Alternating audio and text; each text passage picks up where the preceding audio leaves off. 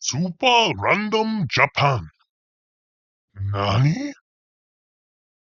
While I enjoyed the Netflix Ultraman series, one of the few 3D animes I actually like, and I have been very aware of the legendary character having lived in Japan, I've never actually seen a full Ultraman film before, but I remember being quite fond of Shin Godzilla after seeing it back in 2016 at the theater.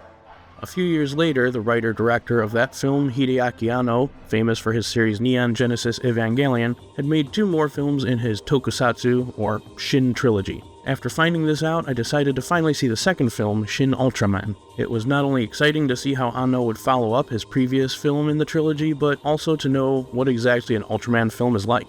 Shin Ultraman is a Japanese superhero, kaiju or giant monster movie following an alien superhero and a group of government officials called the S-Class Species Suppression Protocol, or SSSP, as they protect Japan from various monster attacks across Japan. The film released in 2022 and was written and produced by Anno and directed by Shinji Higuchi.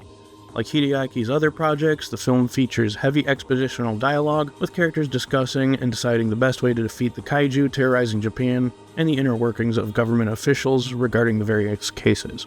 There are also plenty of weird character moments, in particular an analyst who is transferred to the SSSP about 13 minutes into the film, who is obsessed with ass-slapping herself and others.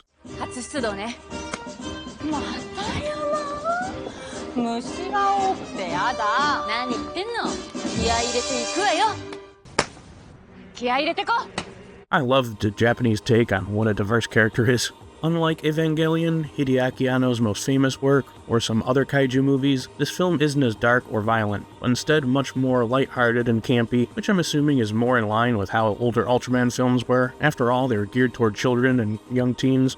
While the Netflix anime took itself a little more seriously and had a consistent feel and environment, the VFX in Shin Ultraman definitely don't look realistic at all, and you never believe that the monsters are actually in the environment for a second, though due to the campy tone, I don't really think the film is taking itself too seriously, and so the CGI and wacky monster designs seem to fit well in this film. You see, unlike live-action anime adaptations that try to make something serious out of something goofy or over the top, Ultraman and kaiju films have always been camp, and always live action, so I won't be as strict on these as I am anime adaptations. The film does have more serious moments with its characters and themes.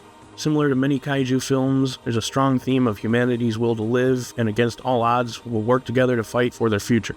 With lots of fun monster fights, enjoyable quippy characters and dialogue, as well as being very well shot, Shin Ultraman is definitely worth a watch for fans of kaiju films, and especially fans of the world building of Hideaki Anno. If you aren't familiar with Japanese kaiju films or Ultraman, you should definitely see what it's all about. It's not for everybody, but I think you just may like it.